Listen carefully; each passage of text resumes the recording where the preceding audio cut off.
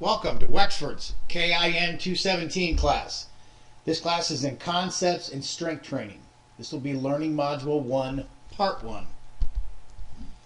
First, we're going to have an introduction. We're going to look at a better approach to strength training information. Now, as you know, most of you do know that have been in this field any period of time, you know there is a substantial amount of information on strength training. Everybody seems to be an expert, and we are inundated with so much information. We don't know which one is right, which one is correct, which one we should use, which one is applicable, on and on and on. So we're going to try to clarify this a little bit better. Now, if we look at these pictures, we see all kinds of different exercises that are supposed to elicit a certain response and a certain type of strength for any of our clients or athletes that we train. But the problem is, which one of these is the best way to train? Well, of course, the answer is, there isn't one particular all-encompassing answer. Now, each one of these could be a specific type of exercise we could use at an appropriate time. But one of the problems is that the people that promote a lot of these products or a lot of these training tools say this is the ultimate way to train. But this is really not true. There's always a special time that we can use each and any one of these particular types of exercises or tools to measure strength or train strength, but what type of strength do we want to train as well too. So we need to take a better look at this. Now, we all have our prejudices.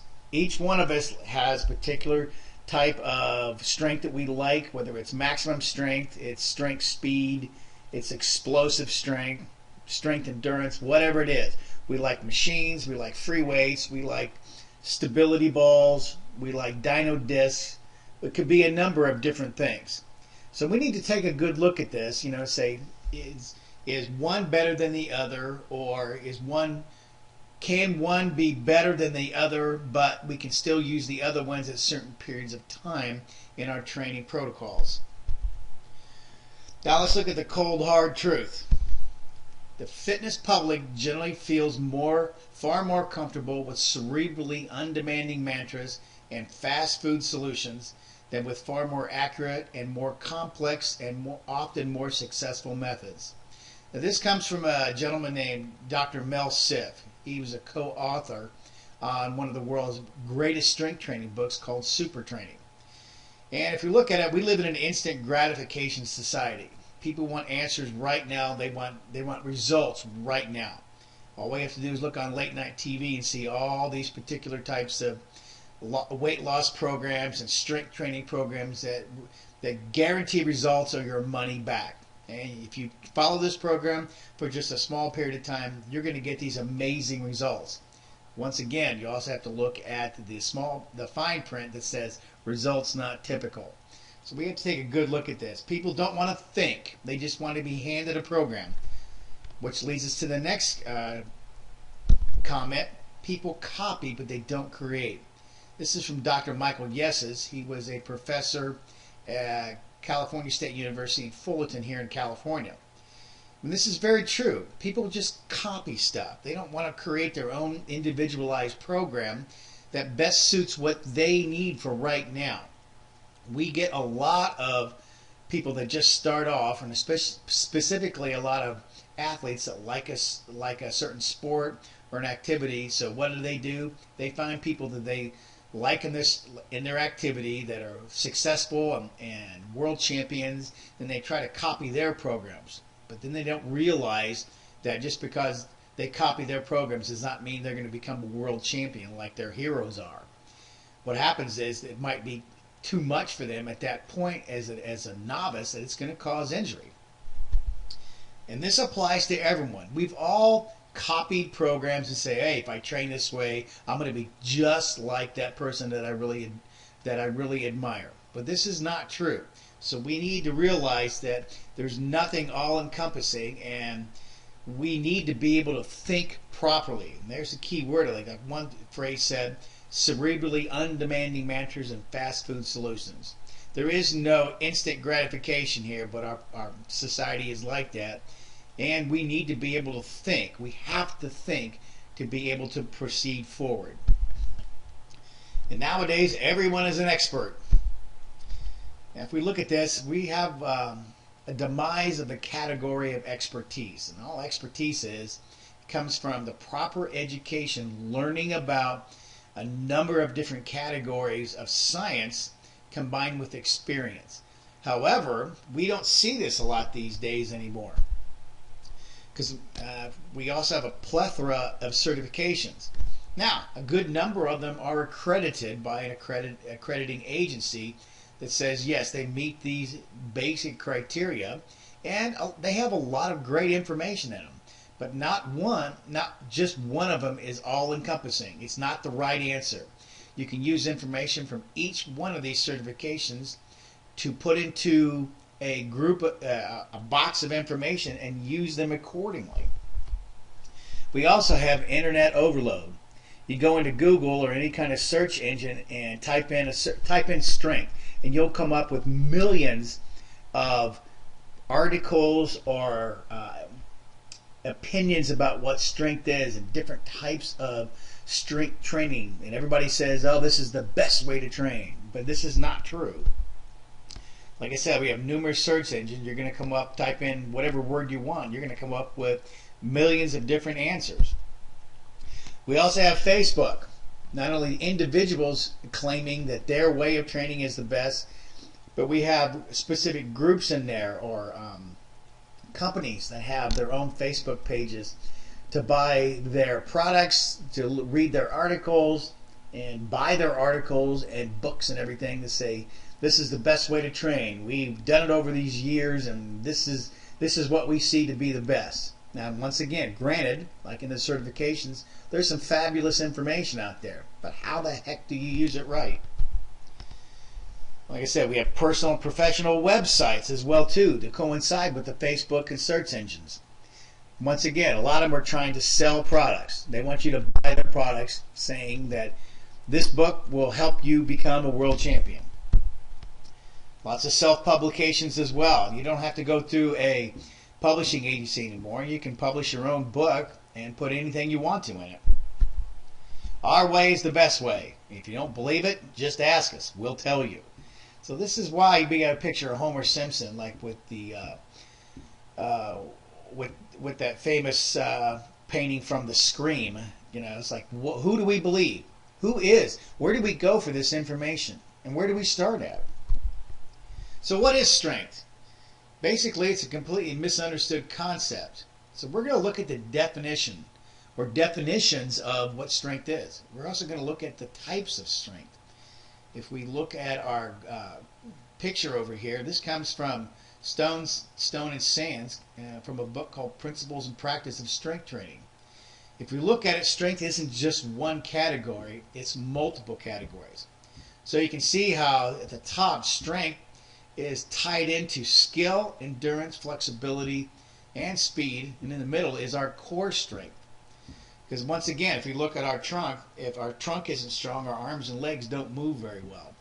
But if we look at that strength, you know, it's tied to skill. What is skill? All skill is basic human movements that are applied to any kind of activity.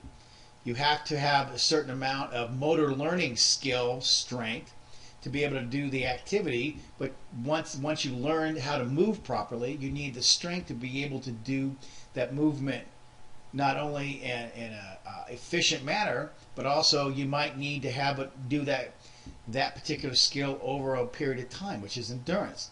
You may have to go through a certain range of motion, which is flexibility. You might have to do that skill very strong over a period of time, but you also have periods of doing it very fast, which is speed. So you can see how everything is tied together. Now, we also have to look at different methodologies of strength training. And one size doesn't fit all. You may look at maximum strength, skill strength, strength endurance, flexibility strength, strength flexibility, speed strength, speed endurance, whatever it is. There are different ways to train depending on what your outcome is. What is your goal? We also have to look at what are strength deficits. If you do a particular movement, You may be strong in one area of the body, but weak in another. But if we look at general fitness is or should be balanced in all these categories of strength. And research also indicates that more than any other factor, being strong or having strength prevents injuries. Keep that in mind. Now here is the strength training pyramid. This comes from a book, Theory, Methodology, Training by Tudor Bumpa, and from the book Super Training that we just talked about. And if we look at this pyramid, how is it designed? A very wide and very large foundation, and it comes up to a peak. And this coincides with the upper right-hand corner with the different categories of strength. For general physical preparation, what is preparation? You're physically prepared to do any activity. And in order to do that, you need to start with doing assessments or structural evaluations. How strong are you, and can you move through proper ranges of motion? Then when you start off, you have to learn different types of movement patterns, but you have to learn the specific technique, the proper technique for that. And as you do those techniques, learn those techniques, as you add more and more resistance, more and more volume of training, that will increase your work capacity. And all work is force done over a distance. And that's your power output. Now, power output is work over time. It's the rate of doing work. So you increase your power output there. And you have to develop all the categories of fitness in general physical preparation. Now remember, preparedness is completely based on these first variables, increasing your work capacity and technique training. And these variables are based on the first variables due to instability. Preparedness is completely based on the first variables, like we just said, due to instability. That is, it can only be a stable variable if trained properly. So we see so many people out there that don't train properly. They don't go through the proper sequence. They start at a level too high for them, or they pick a program that's not even anywhere near applicable or appropriate for what they want. So what is strength? Well, there are many definitions and ideas of what strength is. Now, from Wikipedia, a general definition of strength is: physical strength is the ability of an animal or human to exert force on a physical object using muscles. Increasing physical strength is the goal of strength training. If we look at force is anything that causes or tends to cause a change in motion. We have a couple different types of forces. We have external force, anything outside of our human body that would elicit a force. Gravity is one of the biggest ones. Or if you have a barbell, or if you have somebody pushing you, that's an external force. Internal forces are our muscles that pull on the bones to cause human movement. So what is strength again? The old definition is the ability to exert force. But this was too simplistic of a definition. So Knudsen and Kramer in 1987 came up with a more encompassing definition. Strength is the maximum amount of force, and all force is a push or a pull, a force of a muscle or group of muscles that they can generate in a specified movement pattern and at a specified velocity.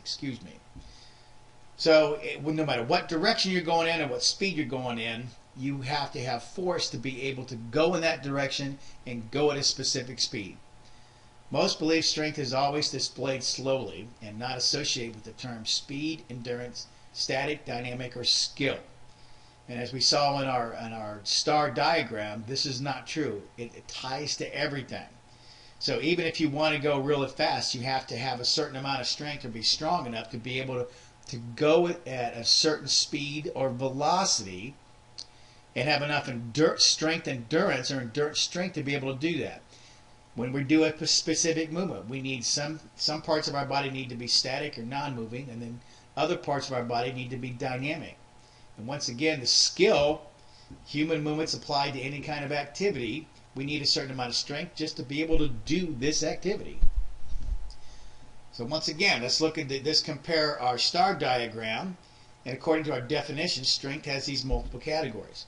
On the right-hand side is a graph from Verkhoshansky and from the book Super Training.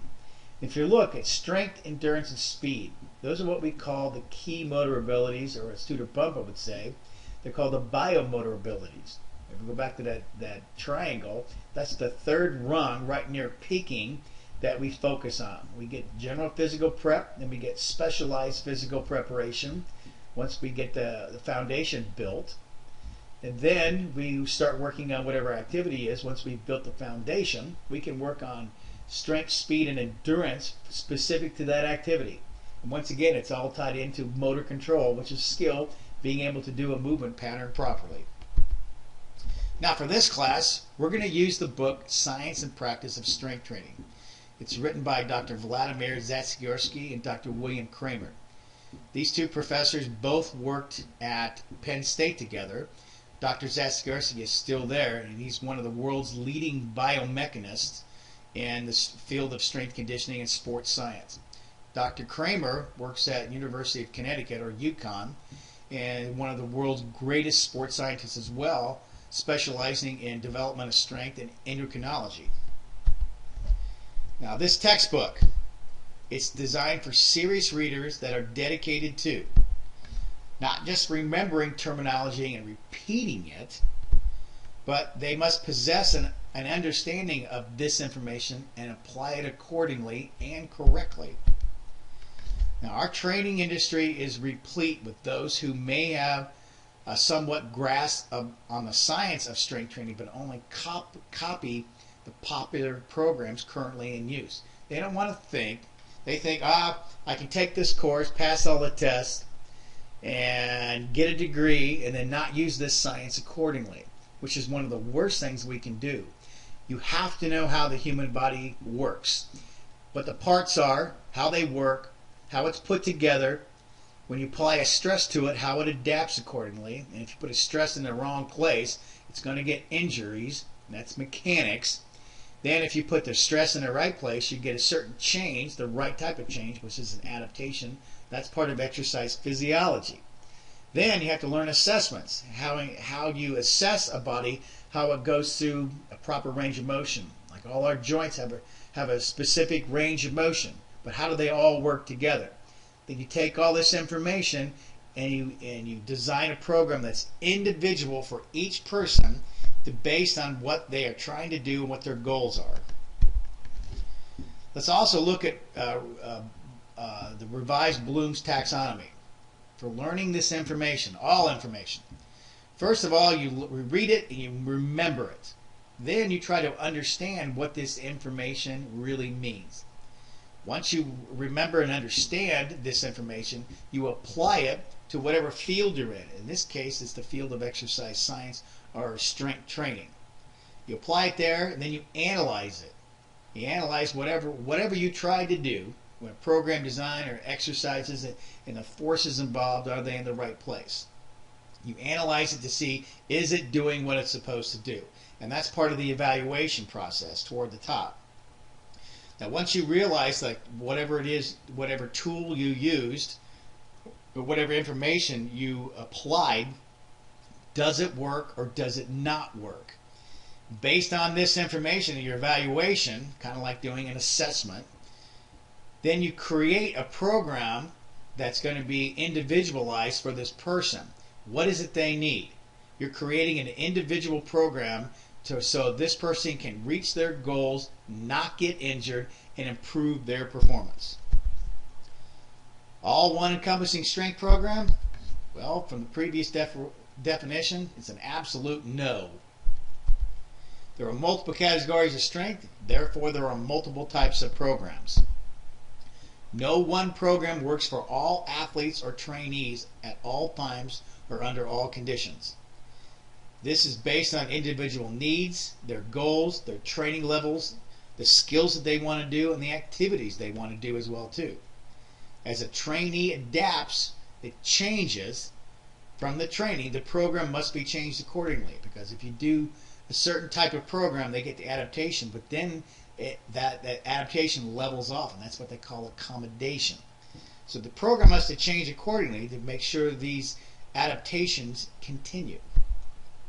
From a practically speaking point of view, there is no single best program.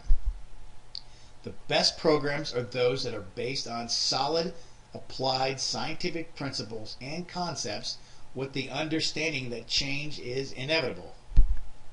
Cookbooks don't work.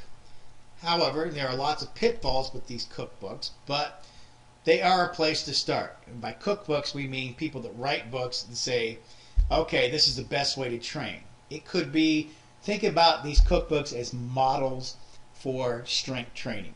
Something you can look at to say, okay, that gives me an idea about what it is, but you don't have to really follow it verbatim, because it may not be what you need.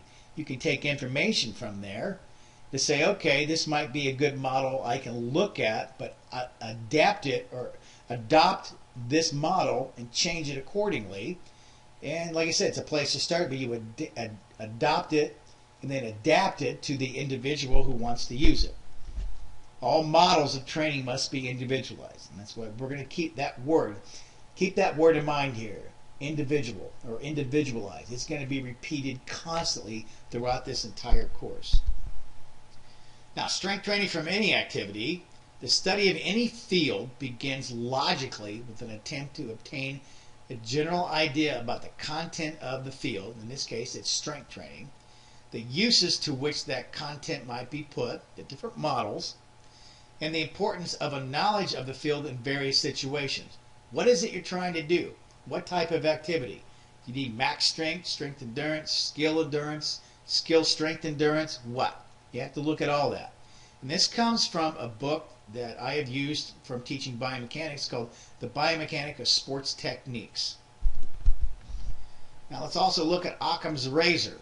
The explanation of any phenomenon, in this case strength training, should make as few assumptions as possible, eliminating those particular assumptions that make no difference in the observable predictions of the explanatory hypothesis or theories. You get a model, say it's supposed to do this. But what are their assumptions? Can you eliminate a lot of this stuff and say get to the point? Bottom line is, all things being equal, the simplest solution tends to be the best one. If you look at our graph over here, our diagram, or picture, you start at point A and you want to get to point B. How do we get there? Sometimes you go in a straight line, other times it may be a curved path to get there because you may run into different problems along the way. But you can still simplify the answer or simplify the model that you want to use to get to point B. What's the real message? What does our weightlifting Einstein have to say about this? This is one of my favorite phrases. If you can't explain it simply, you don't understand it well enough. And this is what I'm talking about with people wanting cerebrally undemanding managers of fast food solutions, particularly trainers that may take a certification, take the test, and forget all the information they've learned, and they don't understand it. They can't explain it to their clients or their groups of people that they want to train. Somebody asks a question, they can't explain the science of it. You have to be able to understand it, but explain it simply. Now, once again, let's go back to our original picture of all these different types of strength training. All these exercises, all these apparatuses we can use. You can use them. Like I said, there's a point in time you may be able to use all of this. So we're going to put it into a particular toolbox. So all these toolbox has different compartments, and then within those compartments have different drawers. So you can categorize each and every one of these particular types of exercises in a particular category in your exercise toolbox. That's your second toolbox. We got to have another one first. We're going to call these storage units. And you might go, huh? What's he talking about? Well, it's an easy concept. Storage units for you as the strength training professional means having two toolboxes. You have one, you have two. The first one is for information. Excuse my spelling there. One for information and the other one for exercises. The right tool for the right job for the right person at the right time. And that all these tools are used within a particular model of training that you have individually designed for that person. Going back to program selection, There's no one program that works for any one person at all times or for all conditions. This is right from your book's preface. Right tool for the right job, for the right person at the right time. Science and practice of strength training. The right program, using the right tool at the right time within a program. The key word here is science. The science and practice of strength training. Once again, a lot of it's based on individualization. It's always built on individualization. You can't copy the programs. It's the art and practice of scientific design. A tool in this case is in the information toolbox. And if you have a toolbox full of scientific information based on structure and function, biomechanics, exercise physiology, assessment protocols, program design, all these, that's in your scientific toolbox. But how do you use these tools accordingly to design the right program based on all these other categories? With that said, let's begin. Let's look at the basic concepts of strength training theory, chapter 1. Now, strength training theory is just a part or a component of a much broader field of knowledge. That's toolbox number 1. This field, called the science of training athletes, or training science. It doesn't have to be just athletes. It could be anybody wanting to get stronger. So what does training science cover? Well, training science addresses the components of athlete or trainee preparation. We've looked at that. You have to prepare this person to be able to train properly and do any kind of performance. So even if we look at fitness, fitness is the ability to perform any activity with vigor and energy.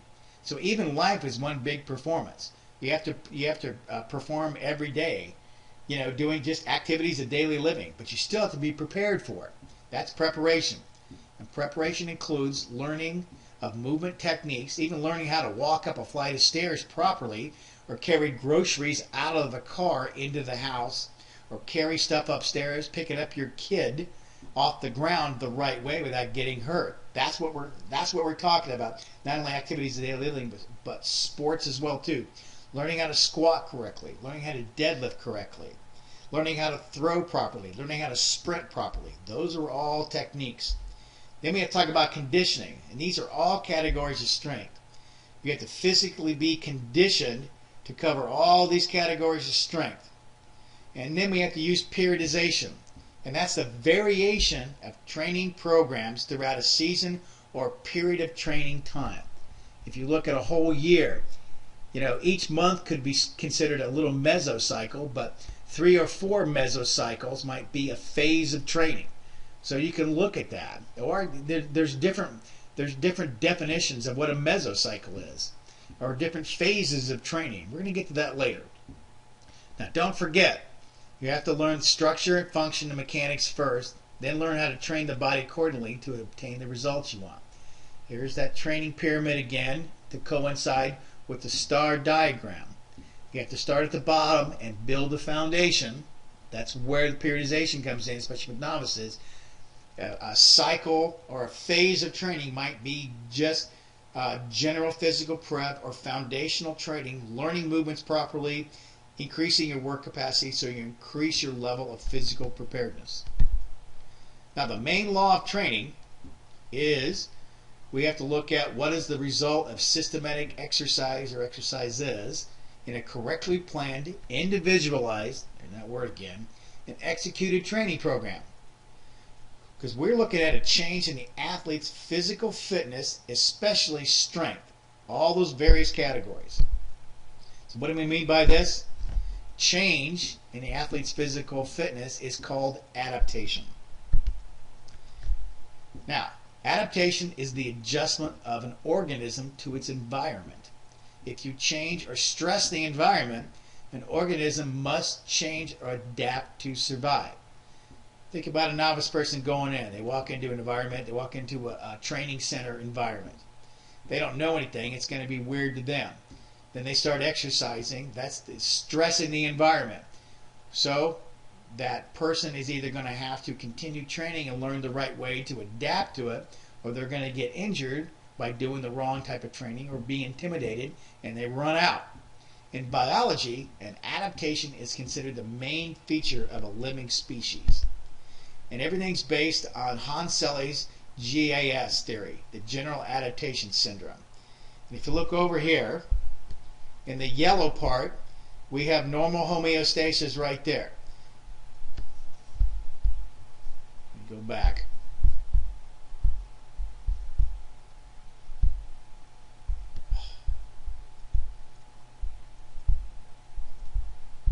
If we go back, and right here in the alarm stage, we have normal homeostasis. How is our body? It's, stress in, stress out, all that. But then right at this point, we put on a stress. So your body starts to go through a shock or alarm phase. But after you keep repeating the stress over a period of time, our body goes through a resistance phase, and then it adapts. And then we have a supercompensation effect. But if we keep putting that same stress on for a period of time, or too much stress on an organism, we're going to go through an exhaustion phase. Now, change happens over time. So let's give one example. One training session does not make you remarkably stronger, depending on the type of strength being trained. So let's first see, why do we can do an exercise. And we first started off by doing a set of squats, and it looks really bad the first time. Then we come back on our second set, and our trainer or our coach has told us, here, do this, then this. And the second set is much, much better. That's actually considered a adaptation, because we're improving our motor patterns, and the brain is stored that motor pattern in, stored motor pattern in the brain, and it's much more efficient. So everything's working as it should be from a neurological point of view. However, in order to solidify and improve this category of strength, one must practice this movement over multiple sessions. You have to perfect one style of technique. Second example is, one session is not going to make you remarkably bigger or increase your muscle mass. This has to be done over time. A trainee must first learn the technique of any exercise that are used. That's the skill strength improvement. However, in order to solidify and improve this category of strength, you have to do it over time. And if you want to get larger and improve muscle mass or muscle quality, you have to do specific various movements over multiple sessions with volume and intensity to see this particular growth take place. Now, causes for adaptation are caused by exercise or regular physical activity, and it's a very powerful stimulus, also called eustress or good stress. Yes, in order to do that, you have to stress a system beyond what it's normally accustomed to cause any kind of change. Remember that whole thing about life. It has to be change its environment. It's going to stress it, and it has to change, or it's going to fail. Requires an adherence to a carefully planned and executed program, individual design. An adaptation needs these four features: stimulus magnitude or overload, accommodation, specificity, and individualization. Now, let's look at overload. To bring about positive changes, one must apply a substantial exercise overload, stressing a system beyond what it's normally used to.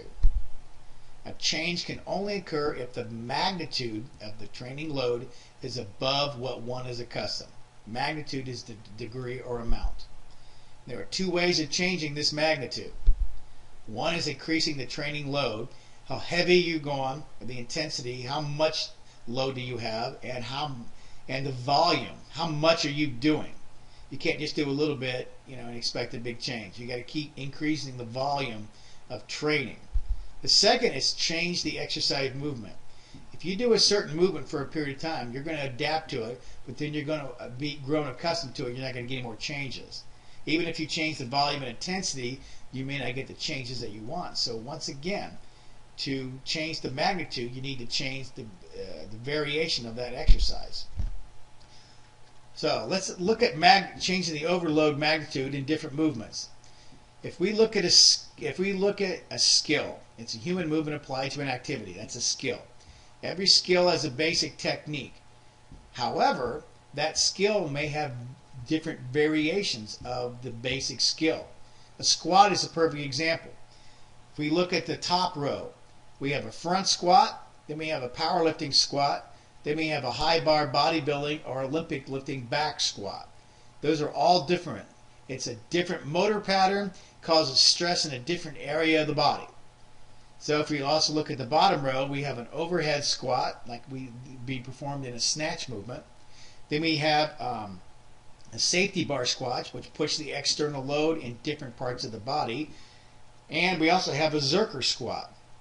Now they all have something in common. They do work the lower extremities, but can work the core or trunk in certain ways as well too. But once again, if we change the magnitude, and in this case changing the different types of movement patterns, you may have to do a squat, but if you change use different types of squatting movements, you'll see huge improvements in performances. Even power lifters and Olympic lifters will have variations of their squat movements throughout a whole training cycle, because once again you put a different stimulus, it's going to still train the specific areas you want, but make them stronger by changing the magnitude. Now, no adaptation will occur if a movement is used for too long without changing the training loads. We just mentioned that. Training loads are classified as stimulating, a magnitude above normal loads. Retraining, magnitude is in neutral. We're just maintaining our current levels of strength. But then we have a detraining. It's a lower magnitude that leads to a decrease in performance of that particular exercise, the capacity of the trainee, or both. So let's look, it's a step ladder effect. Let's look at the novice first. They start off trying to they start training. If they're not doing enough, they're going to have a detraining effect. It's not going to cause any change. And they have just enough to maintain what their current level of strength is, but they still need to overload that system that they're trying to train in a stimulating effect enough to cause a change. But look at the difference between advanced and novices. What might be a huge stimulating load for the advanced athlete might be so much for the novice it could cause injury. And even a retraining load, or a detraining load to either maintain the advanced level of training, or even a detraining load, still might be a stimulating load for the novice. So we have to look at all these different types of loads that for advanced versus novice. Once again, we said you just can't copy, a novice person can't copy a advanced trainee's type of program, because it could be too much, too soon, too fast. So you have to look at what is the individualized stimulating loads, retraining loads, or detraining loads. Now the need for constant increase in training loads, the intensity and volume necessary for adaptation, leads to the concept called progressive resistance. Strength improves when larger training loads are used.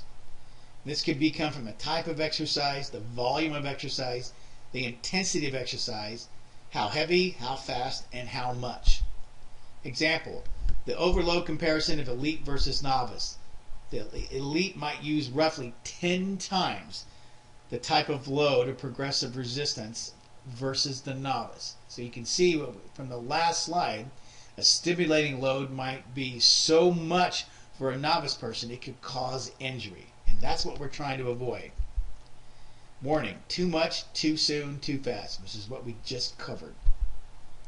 Now, this is going to be the end of part 1.